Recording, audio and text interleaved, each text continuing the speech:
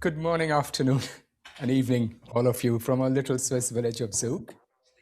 And for all our Indian audience, happy Dashera and happy Durga Puja. Welcome to all of you, and thank you all for joining during such a crucial time. On one side, the world is economically and socially is being devastated by Corona, and everyone is facing some sort of limitation and loss. What makes me even more thankful that all of you could make your time from such a busy schedule to participate in our summit. Normally speaking, I would have been welcoming you all here today in Zug, but because of these strange times, I have to say this via online.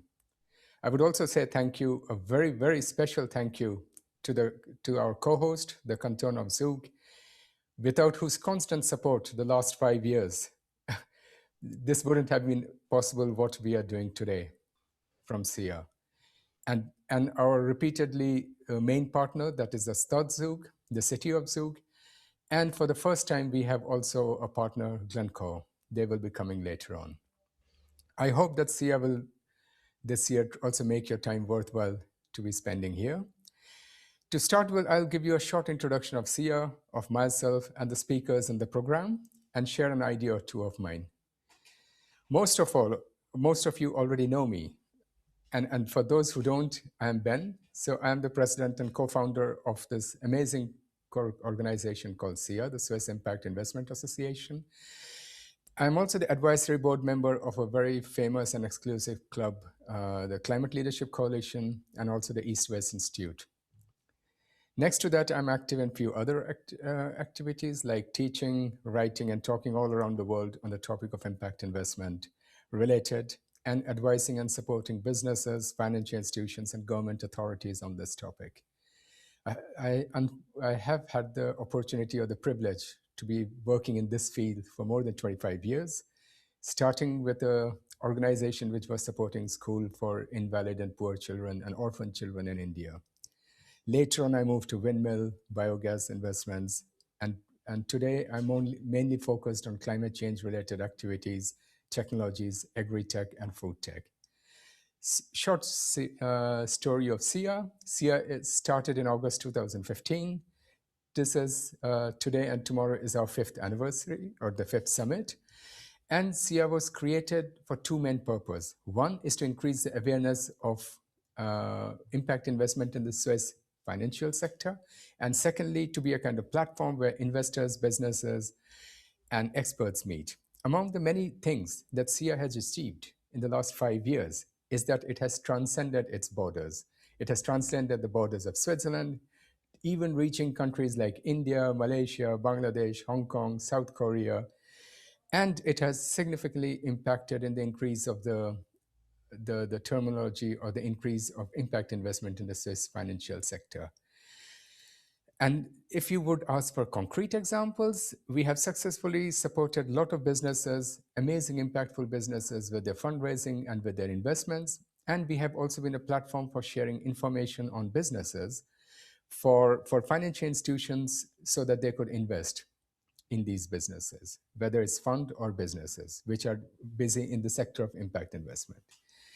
SIA is here mainly for its members, and we are looking for partners that believe in our network, want to support the creation and growth of impact projects, and are willing to further develop the entire market of impact investment together with us. So I invite you all to become members of SIA, and it doesn't really matter where in the world you are located. And you can find most of our information on the website siia.ch. In case if you want to know what the members get not only discounted tickets to the SIA summit like this and events of partners, but also access to other SIA members if they have a specific request, and they can also showcase their businesses and funds to SIA members. This year, our theme is Planet, Humanity, and Finance. Very coincidentally, last week I was being interviewed on an Asian TV. Somebody asked me, why this theme?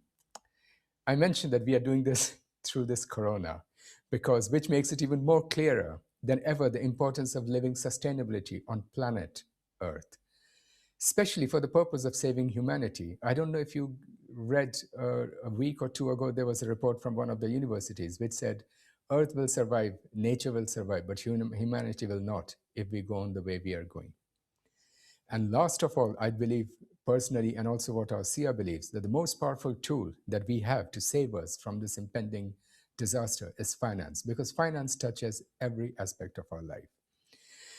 So about the program, this year we have brought together some amazing speakers. Most of them are my friends also.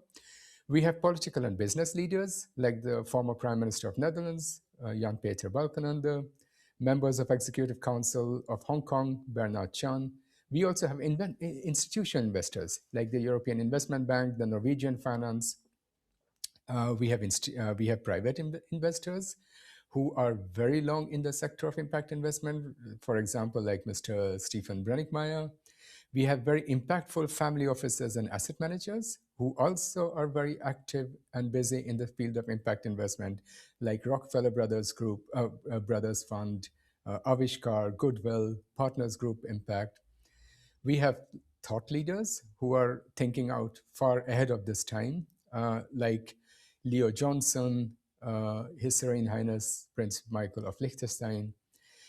And we have representative from Faith Invest, of course, Martin Palmer. And from businesses, we have two very major organizations from Zug itself, that is Glencore and Partners Group. And not to forget the students. Also, some of the students will be joining us, some of our groups. Each and every topic which has been discussed, or which is going to be discussed, is extremely important, as we have the unique opportunity to listen to their thoughts and visions and internal workings of these major organizations. I'm so grateful that all these quite very extremely busy people could still make their time to come and speak to our audience. And for that, SIA Board also offers each and every speaker who is here, they are going to become member, they are being offered the membership of SIA for the whole year. Question is, why do I dedicate my whole life to this topic? Answer for me has always been the same: my children and their future.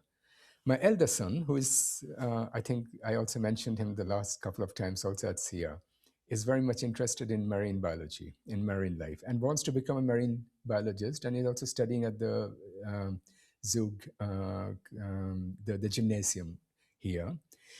He's very motivated. But the last time when I spoke to him, and this touched me, he mentioned that he and most of his friends feel that despite of what they do and say, it isn't going to make any difference. The world and the nature is dying and being destroyed at ever increasing speed. They are giving up on us. And then they are blaming us. And this is where I would like to quote Greta when she said, "You are stealing our future."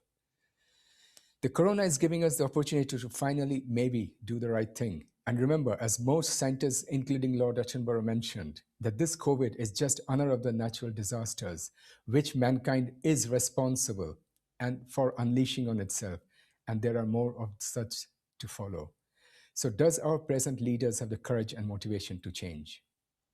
On one side, we have major institutions putting aside massive amounts of funds, but which somehow still isn't reaching the right businesses and places and projects because the investment policies haven't caught up yet.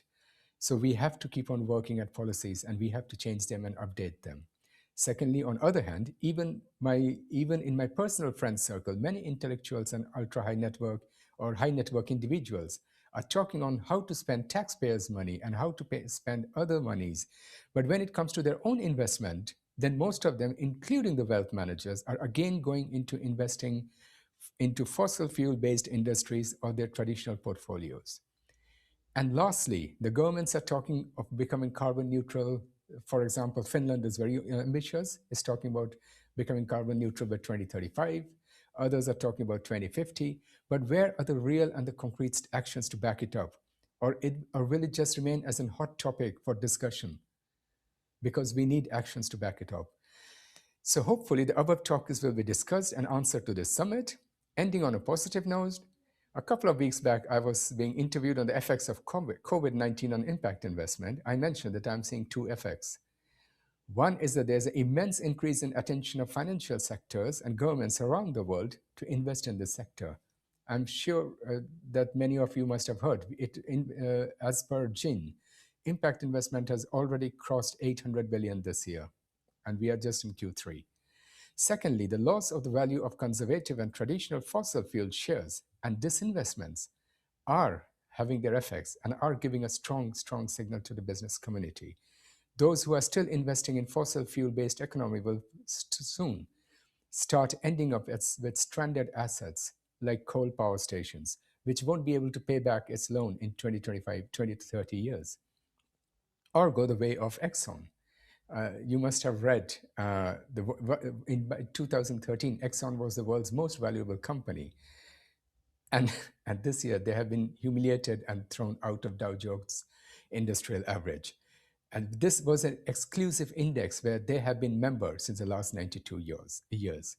So the choice, and the investment choice is ours. When I was asked to give a conclusion statement of what we should do next, I mentioned the following. All of us who have become lazy since decades, letting governments, banks, and pension funds do our investments, to become more aware and ask these institutions to invest in impactful business and to ask them to explain the impact of presently invested portfolios. And secondly, ask the governments and authorities to start making new policies and laws to enforce businesses to look into the impact on environment and society. So with this, I end my talk and introduce you to the two amazing speakers from Zug. First will be Minister Thalmann. Sylvia Thalmann-Good. She is since January 2019, member of the government of Canton of Zug. She's the Cantonal Minister for Economic Affairs, so you are completely at the right place here. Through her work as the member of Cantonal Parliament from 2007 to 2018, and as the member of CVP party at the city of Zug, she's very, very strong political background. And she has acquired many years of management experience in private sector as well as public sector, both at strategic and at operational level. So she will tell us more about the attractiveness of the Canton of Zug and how it grows and evolves sustainably. It is one of the success stories of Switzerland. Welcome, Minister Thalmann. So, dear guests, participants of the summit, I hope you can hear me well. A warm welcome from Zug to all of you all over the world. As we heard, SIA has once again brought very famous global institutions and people to the summit. The canton of Zug, with its blooming economy, can call itself one of the cleanest and environmental friendliest areas, as shown that environmentally friendly and economic growth can go together. Yeah, also the canton of Zug did quite well during the COVID times, but in the last 3 weeks, we face a strong increase of new cases. We did not expect such a strong second wave, and it is a big challenge to deal with it. I have brought a presentation with me, and I will show it now.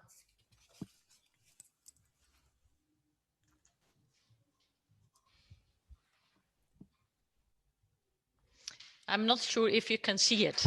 Yes, we can see it. Perfect. Yeah, you see a beautiful, nice picture of Zug. But as you've heard, to give you an idea how economically strong the canton of Zug is, here you find a small selection of international firms located in Zug. I'm sure you will know one or the other. Many of these renowned companies have a strong focus on sustainability. Yet, Zug offers an ideal overall package. Most of you may know about the taxation situation.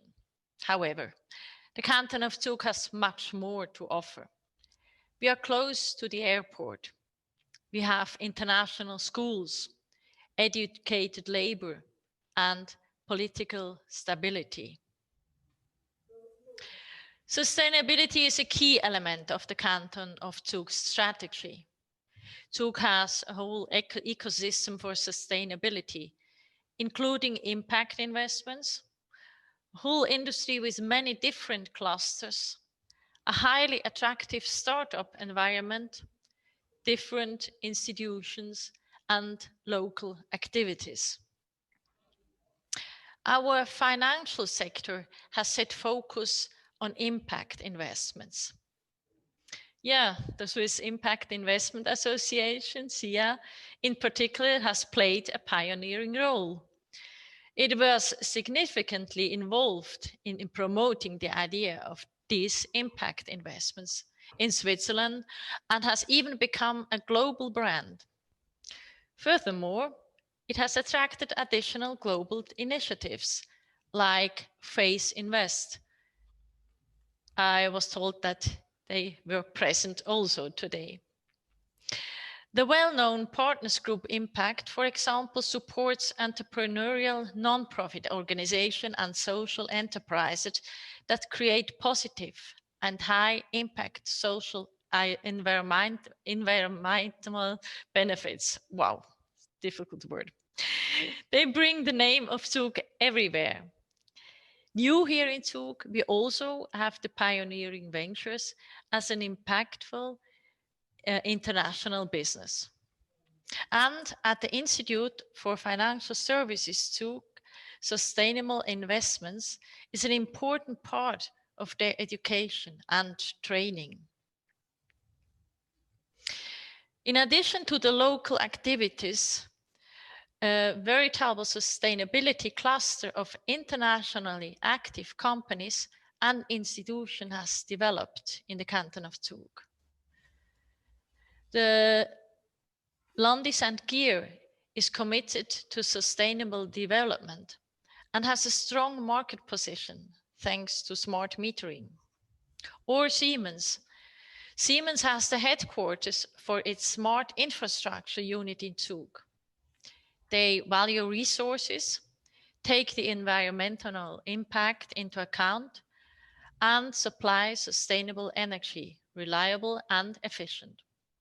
LafargeHolcim is a pioneer as the world's leading manufacturer for building materials. The company's vision is to produce exclusively climate neutral and fully recyclable building materials by 2050. Not only renowned companies, but also startups focusing on sustainability contribute to our sustainable ecosystem. We are proud to have here in Zug the highest startup density in Switzerland. Many of those startups focus on sustainability, clean tech, and blockchain. A good example for sustainable local startup is eCar, working in the field of electromobility. Or another Zug-based startup is What Else, which has a huge positive impact on the environment by reducing the use of energy in buildings by 20% in average. For startups, the canton of Zug offers a highly attractive environment with numerous institutions, platforms, and incubators. So, for example, the CBBC incubator supports young companies in the crypto, blockchain, and fintech sector. WERTZ is an institution that supports the sustainability of companies through knowledge transfer in education, projects, and networks. WERTZ is responsible for the certification of the energy experts. So companies can increase their energy efficiency by cooperating with such experts and save CO2 taxes. And the Innovation Park Central Switzerland is a platform for open innovation. The primary focus is on building excellence. We'll say they deal with the creation of health and well-being of people as well as with the digitalization and optimization of buildings. By connecting companies, universities, institutions, startups, and students, they create a dynamic innovation ecosystem. And the canton itself also values sustainability in politics, laws, and regulations, as seen in our current strategy. We aim to follow the motto growth with boundaries, which is one reason why Zug remains clean and has low pollution. The Circle indicator measures the sustainability of cantons and cities in Switzerland. The good ranking to our canton had achieved in 2019 Circle's indicator shows that we have achieved exemplary results in all three areas: environment, economy, and society. Many factors were considered for this study, as you can see on this graph. The canton of Zug scores above average in terms of nature and landscape, income and economic structure. In the past, the municipalities in Zug have worked together to increase the area of valuable natural areas. However, especially the cost of living in the canton is relatively high. However, we are still tackling some big challenges. We are taking measures to reduce the high phosphorus content in the Lake of Zug. Due to our growing population and economy, we also have to deal with the challenges from high density building. In Zug, finding a way for sustainable mobility is becoming increasingly important. The goal of the tech cluster is to build an ecosystem of innovative technologies and services. Industrial companies, startups, technical schools, and smaller services and commercial companies are to be settled on the areas that become available. With the Mobility Hub Zug project, they offer state-of-the-art mobility solutions. The idea is to park them in the Mobility Hub and take a bus, an e-bike, or a scooter into town. The canton of Zug has 255 kilometers of cycling routes and is further expanding the network of these cycling routes in cooperation with the municipalities. Additionally, they support measures to further promote cycling. And our public transport system, ZVB, is committed to electric mobility and is expanding it step by step. The first experience with the new e-bus in operation were good. In the future, further e-buses are to be put into operation. And by 2035, all bus lines are to be operated in a CO2 neutral way. By the way, the canton of Zug is the Swiss leader in electric cars, with the highest density of electric cars in Switzerland. We have 2 lakes in Zug, which not only serve leisure needs, but also contribute to sustainable development. Circulago is an innovative micro-tunneling project which uses the hydroelectric power from the lake to both cool and heat whole neighborhoods in Zug. By including the warmth from the lake, 25,000 tons of CO2 can be saved annually. Additionally, our newest business and living area, Surstoffi in Rotkreuz, is a Swiss flagship in the field of sustainable construction and smart environment. The area of 160,000 square meters offers home to 1,500 residents, companies, and institutions, provides 2,500 workplaces, and houses the Zug Rotkreuz campus of the Lucerne University of Applied Science. The area is powered with solar and geothermal energy. With the Zero mission, they aim for complete CO2 neutrality.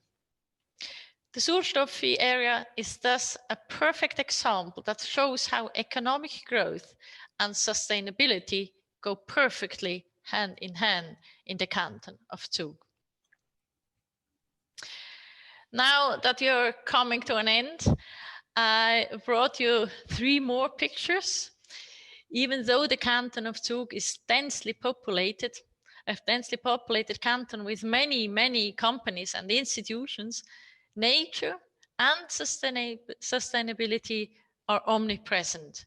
As you can see in this picture, but also in this picture, and also here. The canton of Zug creates a community where we share, collaborate, and act together on business and politics. We all can learn and grow together. With this brief insight in our canton, I hope you can take home a good impression of Zug and value our strengths and our efforts in conserving the nature by also supporting economic growth and innovation. Thank you. Thank you very much, Minister Thalmann. And I don't know if you noticed on the chat, we already got congratulations from London, Malaysia, Frankfurt, Italy. Everybody's amazed with Zug. And myself, even living in Zug, I'm not aware of how much amazing things are taking place here. Only I was surprised about the phosphorus content of the lake of Zug. I was not aware of this. So, but it is still safe to swim, I assume. Oh, it is absolutely safe to swim. The phosphorus is on the ground, and we don't bring it out from the ground. So that's a bit of a problem. Yeah. Okay, thank you. So I think we will wait for the questions after Nicolas Lemater has spoken, because for the international guests who are not aware of, Zug is a canton. So Minister Thalmann is from the canton Zug, and now Nicolas will be speaking from the city of Zug. And he's a project manager who is busy with the project of Smart City of Zug. And he's skilled in power system, power grid, and engineering. And is like myself, I also once upon a time studied electrical engineering. Even I don't know about it anymore. And he's from ETH. So yeah, with this, I welcome Nicolas Lemater.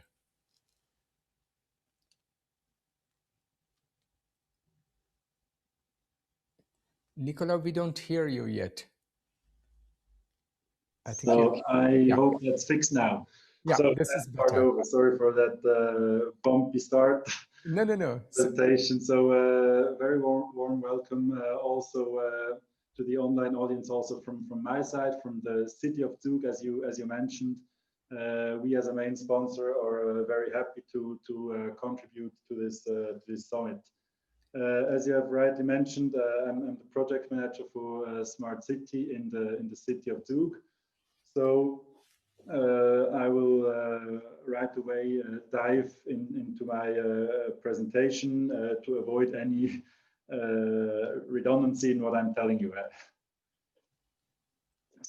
So let's see.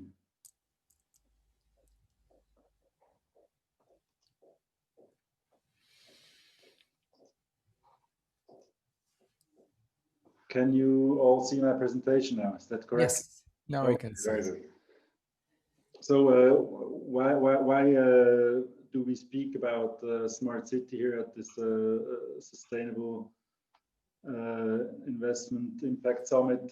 Well, Smart City is the urban answer to you know, how to grow, I mean, not growing is a natural effect, but how to develop in a sustainable way in a city. So let me bring you a bit into the roadmap, into the process where Zug has gone through and where we're staying right now in the field of Smart City. All this started a bit more than 6 years ago. There was, and in my point of view, a very important thing is that we went through an identity process, you know, to extract the DNA of our city, which is quite crucial. If you want to know where to develop to, you need to know where we come from. So that was a very a smart move in my opinion. That was before my time. So that Stadtidee, which is a city idea translated, there was a participative process where experts and also members from the population, the inhabitants of Zug, were integrated to develop our DNA. And one of the results was that we see ourselves as a pioneering city. We also want to take this role actively. And in all this process, Zug said, well, you know, we could be. Why are we not the crypto valley? And somehow, you know, the media jumped on, people jumped on, companies jumped on, and it gained quite some dynamic. So that's a very good example of, you know, how to create a momentum. There was this identity process, and as one of the results, we became the crypto valley.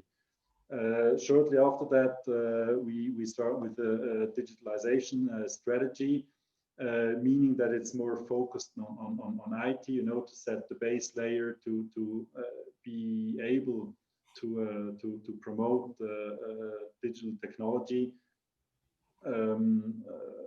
Further from that, we went through an innovation process where the management of the city were in a workshop and found, you know, a lot of projects in all the departments to see where and how we could improve for the future. And all this ended up in the smart city strategy, which we now have in place since May this year. And I will go a bit in detail in that strategy. So what is a smart city? So we will go through what it is from the beginning. I will tell you about the initiatives and how we implement the projects we have planned. So that's the summary of the next 6 points. Why do we need a smart city at all? So I told you briefly in the introduction, it is to manage the structural changes that we are facing. There are more and more people living in urban areas. The urban areas, they're melting together. So we face a lot of challenges when it comes to mobility, to also preserve some green spaces. We also, in fact, we see with the progress we make in health is that we have an aging population, which is very good, but also we need to take that into account.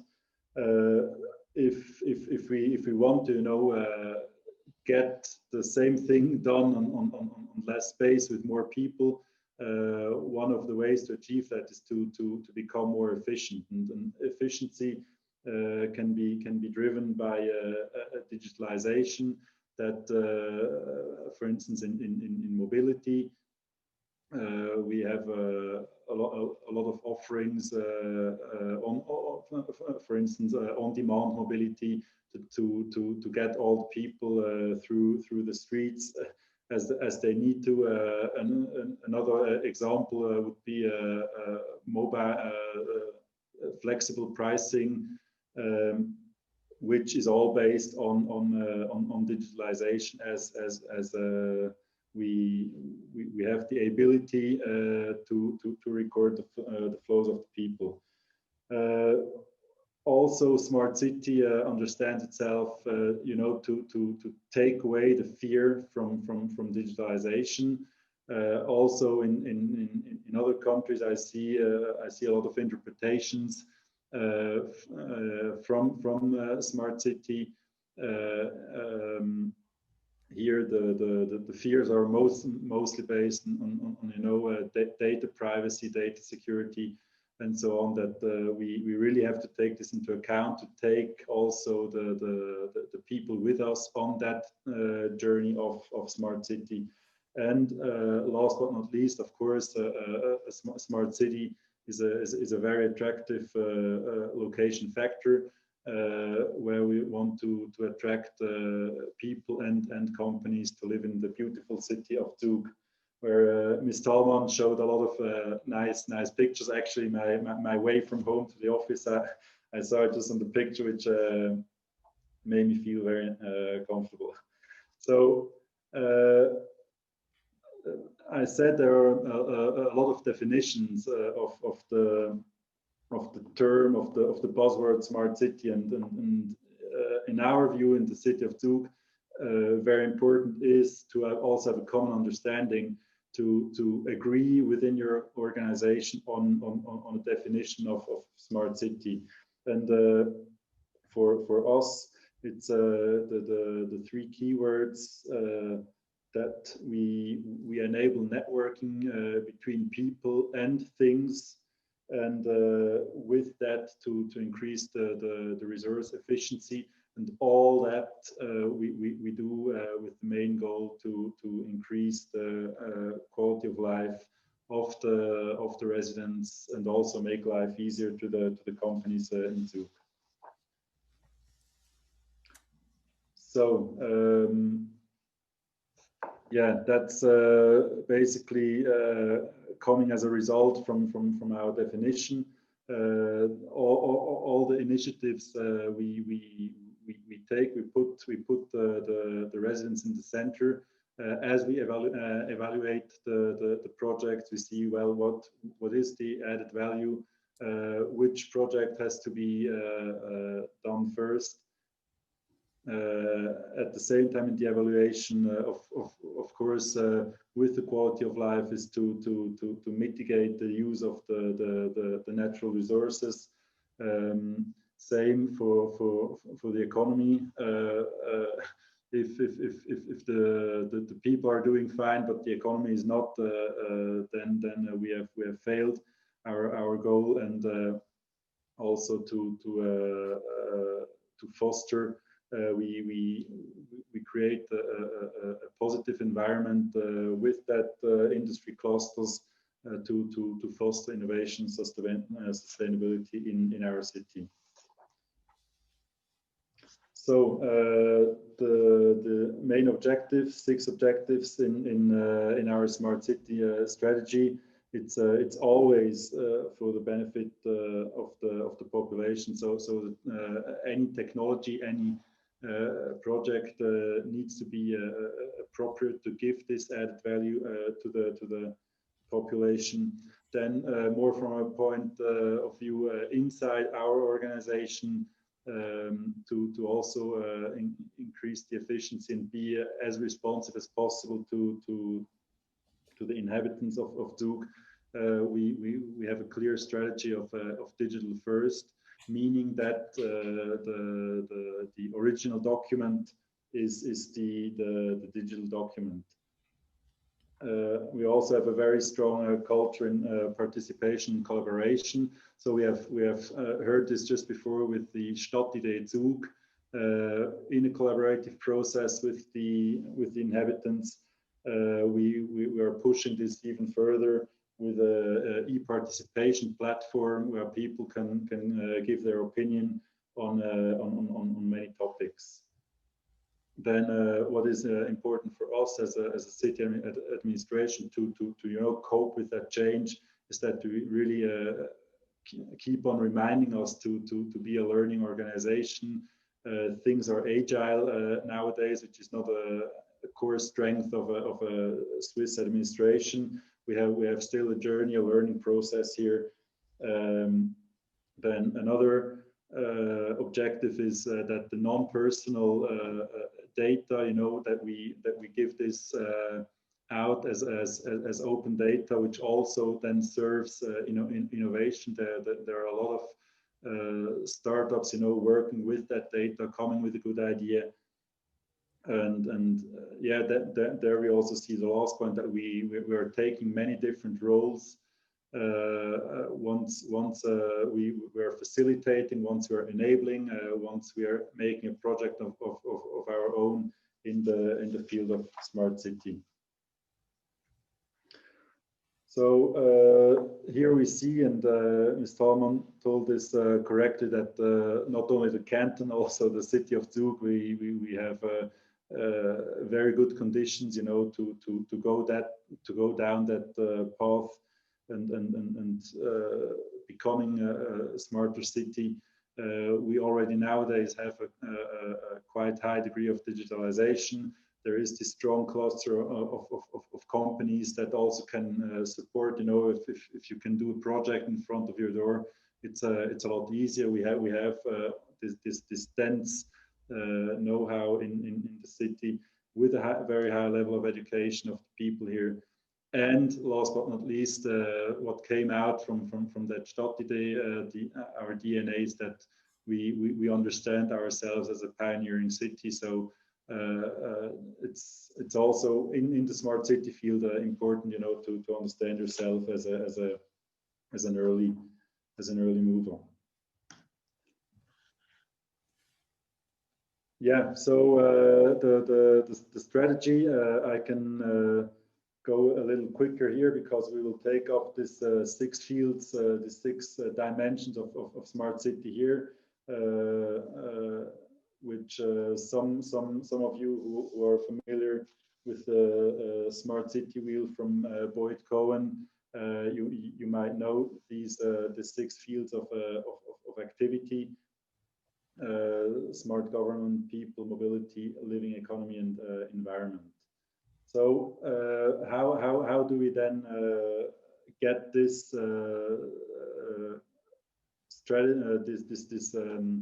principle of smart city on the ground? So important is to have a clear organization, how to approach projects. So I would say it's a very lean organization, which also helps us in this agile context. The city council is the decision maker. We have the secretary conference as a steering committee.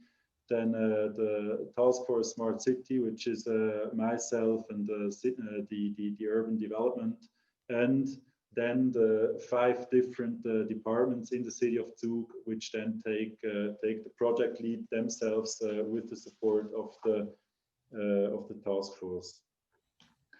Also, very important for us is the collaboration with external partners, so public-private partnerships, and also collaboration with the different federal levels. So we have as you mentioned, we have cantons, we have cities, and we have the Federation of Switzerland, and in this context, we take different roles, we take ownership of the projects to bring them on the ground. Yeah, so I'm sorry for that one. I will jump here to the project evaluation, which is a very important point in my view. So we have base infrastructure projects, which is, for instance, you know, a deployment of a proper IT environment. We have standard projects, and we have lighthouse projects, which then we can finance from a different pot, and also you know, enable an error culture where it's not in the process of the regular operation. That's what I mentioned here. So we have regular budgets for the basic and for the infrastructure and the basic projects, and this future fund for the lighthouse projects. So, and here also that we do not only talk, we also walk the talk. We have a big selection of projects here. I can also motivate you to Google those. I will not go into detail, for everyone. But you see, it's a smart city is not just one thing. It's not just focusing on the government. It's really being active in the 6 dimensions that Mr. Cohen defined in his Smart City Wheel. And with that, I would like to thank you for your attention and give back the microphone. Thank you very much. Thank you, Nicola, for the presentation. I'll start with a question. One question is very interesting, which is the last question, by the way. It's regarding smart city. How do you handle the risk of mass surveillance in balance with smart city? Is that a problem in Switzerland? Because in Singapore, apparently it is accepted by the people, by the public. In US, there's a broad resistance. Well, surveillance is very unpopular here. We had to face this also now in this pandemic situation. We have a tracing app, you know, where in case you're test positive, then the contacts that were in your proximity, they get an alert. So we first of all, we have a lingual misunderstanding between tracing and tracking. But anyhow, this app has had a very difficult start. People are very reluctant to be under surveillance. We have a very high degree of freedom here. And that's definitely one of the fears of digitalization, which I mentioned, which is a key topic, you know, to also have the justification, because we do what the population wants, and if there is no justification or no trust in what we do, and that it's for the best of the people, then the justification will die out, and there is no more smart city. Yeah. Thank you very much for that question. I think we have just time for one more question. This regarding what policies does the canton of Zug apply to solve the high cost issues of sustainability in short term? And how do your sustainable practices are competitive for companies? I think this will be more a question for Minister Thalmann. Is she still here? I think Minister Thalmann is not here. Nicola, do you think you can answer this question? Well, I mean, in a smaller context, of course, on a city level, but I think, I mean, what we do is just you know, subsidize sustainable projects. So for instance, I mean, I'm not an expert in that. Probably Ms. Thalmann would be better, but we have for instance programs on PV. If as a private owner you want to install a PV on the roof, this is subsidized as the marginal costs do not cover. You know, it's still cheaper to get your electricity from with a worse carbon footprint. So yeah, I mean, also here the awareness and the necessity to see, you know, things are changing. Maybe it's already 12:05, and we need to move. So yeah, that's a way. First of all, awareness, which makes people, you know, pay the surplus, and on the other side, it's a mixture. So that environmental friendly or sustainable projects are also subsidized. Okay, thank you very much. I think we just ran out of time. Thank you, Minister Thalmann, and thank you, Nicola. And yeah, with this, we go on a short break, but audience, please stay with us, because the next topic is going to be extremely interesting, especially for the impact investment sector. It's a topic on Glencore and how mining and digging for a change, the Fair Cobalt Alliance. Thank you, and bye for now for a very short break.